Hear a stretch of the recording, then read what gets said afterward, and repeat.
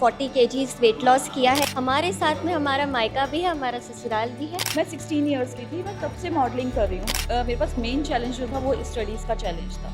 मैं स्टडीज़ को भी नहीं छोड़ना चाहती थी। मैं जो पहनूँ उसमें मैं अच्छी दिखूँ, जिसमें मुझे लोग देखना चाहे। बच्चे के बाद आई वेंट टू 87 केजीज़ और उसके बाद मुझे पता चला कि कितने हेल्थ इश्यूज़ मेरे साथ ही बढ़ गए। जिसको जो काम करना है वो काम कर सकता है, बट ना किसी भी परिवार के सदस्य पे वो चीज़ अफेक्ट नहीं आना चाहिए। ये कहा जाता है कि एक सक्सेसफुल मैन के पीछे एक वुमेन का हाथ ज़रूर होता है, लेकिन अगर देखा जाए तो एक सक्सेसफुल वुमेन के पीछे अगर कहा जाए कि पूरे परिवार का हाथ होता है तो वो गलत नहीं होगा।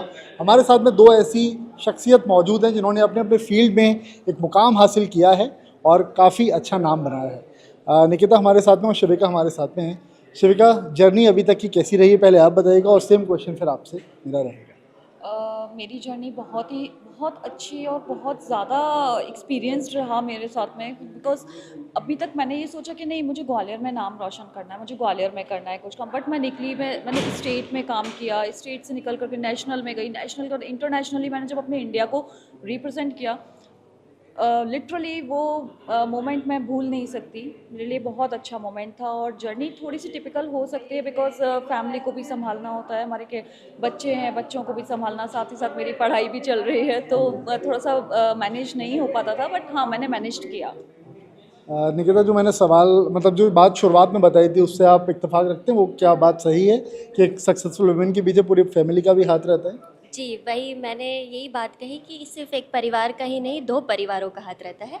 हमारे साथ में हमारा मायका भी है, हमारा ससुराल भी है, और यही शक्ति है जो हमें ज़्यादा मिलती है और आगे बढ़ने के लिए प्रेरित करती है। और हमारे बच्चे जो हमें जब देखते हैं और खुश होते हैं, उनकी आँखों की चमक हमें यहाँ तक पहुँचाती है। तो मुझे ये लगता है कि बिल्कुल ये एक्सपीरियंस के पीछे और ये जर्नी के पीछे परिवार का हाथ है, और परिवार साथ है और आगे है और हमेशा रहेगा। जब फैमिली एक्सपेंड हो जाती है, बहुत सारे चैलेंजेस आते होंगे लाइफ में, तो उनके साथ में और फिर अपने करियर को परस्यू करना और एक लेवल पर पहुंचना, वो अपने आप में काफ़ी चैलेंजिंग होता होगा। तो उससे रिलेटेड कुछ आप अगर बताना चाहें। बिल्कुल, बिल्कुल रहता है, बट ना मैं पेजेंट्री को ये कहूँगी कि पेजेंट्री हमें बहुत कुछ सिखाते हैं, आपको मैनेज्ड रहना सिखाते हैं, आपको सबसे डील कैसे करना है, कैसे आपके काम को मतलब मैनेज करके चलना है। टोटली ये सब ना मैनेजमेंट पर डिपेंड है।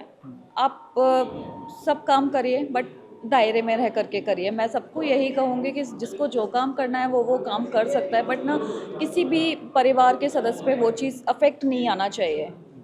आपका क्या पॉइंट ऑफ व्यू है इस पर?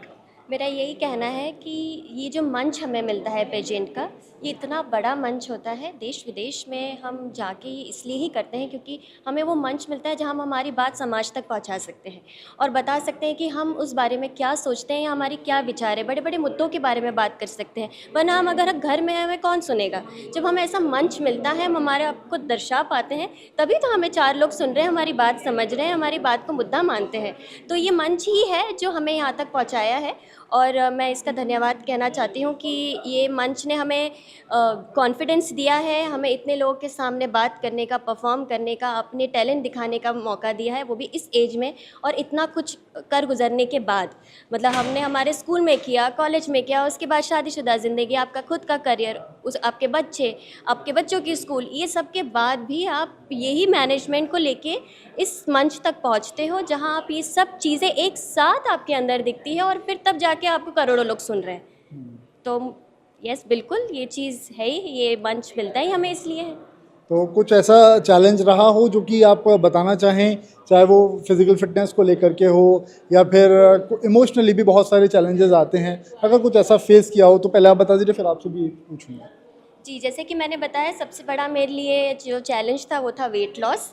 और मैंने 40 केजीज़ वेट लॉस किया है। साथ में अपने आप को उसमें ढाला कि आज मैं जो पहनूँ उसमें मैं अच्छी दिखूँ, जिसमें मुझे लोग देखना चाहे और सही समझे। मैं ये नहीं कहती कि जो जिनका वेट ज़्यादा है या वो है, लेकिन फ़िट होना भी उतना ही ज़रूरी है। मैं खुद एक फ़िज़ियोथेरेपिस्ट हूँ और फ़िटनेस को लेके मैं बहुत ज़ेस्ट हूँ, जो कि बच्चे के बाद आई वेंट टू 87 केजीज़ और उसके बाद मुझे पता चला कि कितने हेल्थ इश्यूज़ मेरे साथ ही बढ़ गए।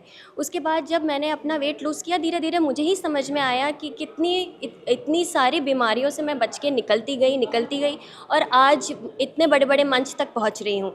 तो एक तो वेट लॉस जर्नी मेरे लिए सबसे बड़ा एक कहूँगी प्रश्न था उस टाइम पे।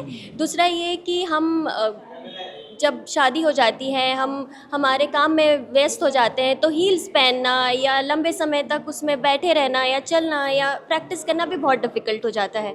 उसके बाद खुद को मेंटेन करना, बच्चों के साथ उनकी स्कूल, परिवार, सब कुछ डिफ़िकल्टी, हर चीज़ एक अपॉर्चुनिटी है, हर एक चीज़ एक चैलेंज है। तो और वो तो कभी ख़त्म नहीं होने वाला है कोई भी वुमेन्स के साथ, वो घर को मैनेज करें या बाहर मैनेज करें। आज हमारी माएँ हैं, वो सब भी घर को मैनेज करके उन्होंने आज हमें इतना सक्षम बनाया है। तो मेरे लिए जो घर में है वो भी पूरे टाइम 24 आवर्स काम कर रहे हैं, जो घर के बाहर है वो भी 24 आवर्स काम कर रहे हैं। यही तो हम बता रहे हैं कि यही तो हमारा मध्य प्रदेश इस तरीके से आगे बढ़ रहा है। बिल्कुल, और यही फैमिली सपोर्ट है जिसकी बात कर रहे थे आप। कुछ बताना चाहिए कुछ ऐसे चैलेंजेस जो आपने फेस किए हों जब करियर बनाने का ठाना था, जब उसके बारे में सोचा था तो? मेरे पास काफ़ी सारे चैलेंजेस तो रहे। बेसिकली मेरे पास मेन चैलेंज जो था वो स्टडीज़ का चैलेंज था। मैं स्टडीज़ को भी नहीं छोड़ना चाहती थी, जैसे कि मैं आज पीएचडी हूँ, रिसर्च स्कॉलर हूँ और पेटा मेंबर भी हूँ, एनिमल वेलफेयर के लिए भी काम करती हूँ, असिस्टेंट प्रोफेसर हूँ और साथ ही साथ मैं मॉडलिंग भी कर रही हूँ। सो ट्रैवलिंग को लेकर के, बेबी को साथ में देखना, फैमिली को साथ देखना, वो सबके साथ में वो सारा सब कॉमन इश्यूज़ हैं। मैं निकली बाहर, मैंने काम किए, बट मैं इस चीज़ में ना मैं बहुत मतलब अलाइन थी कि ना, मैं 16 इयर्स की थी, मैं तब से मॉडलिंग कर रही हूँ, तो मुझे मैं सॉर्टेड थी कि हाँ, मुझे मॉडलिंग भी करनी है, मुझे इस इंडस्ट्री में भी जाना है, मुझे पढ़ाई भी नहीं छोड़ना है। तो मैंने वो मेंटली मेकअप अपना पहले से कर लिया था और मेरी फैमिली ने मुझे सपोर्ट किया कि नहीं, तुम्हें जो करना है तुम वो करो, बट अच्छे से करो। ऐसा ना हो कि पढ़ाई को भी तुम छोड़ दो, अपने करियर को भी तुम पीछे छोड़ दो। नहीं, ऐसा नहीं करने दिया। सही बात है। तो यार देखिए, यही चीज़ है, जितनी वुमेन्स इस बात को सुन रही हैं और जितने उनके फैमिली मेम्बर्स सुन रहे हैं, ये मैसेज दोनों लोगों के लिए, दोनों पार्टीज़ के लिए है। पहली चीज़ ये कि अगर आपके घर में एक मैरिज हुई है, एक लड़की आपके घर में आई है, तो उसके भी अपने ड्रीम्स हो सकते हैं और उसको फुलफ़िल करवाना आपकी ज़िम्मेदारी भी है। और साथ में अगर कोई वुमेन इस बात को सोचती कि मेरी मैरिज हो चुकी है और इसके बाद अब मेरा परिवार ही सब कुछ है, करियर कुछ भी नहीं है, तो वो चीज़ भी गलत है। आपको आपके जो ड्रीम्स हैं उसको लगातार फॉलो करते रहना चाहिए। इस वीडियो में फ़िलहाल अभी इतना ही है, बाकी माइंड समिट चल रहा है, आपको तमाम अपडेट्स मिलते रहेंगे। कुछ कहना चाह रही हैं तो वो भी सुन लेते हैं। बिल्कुल।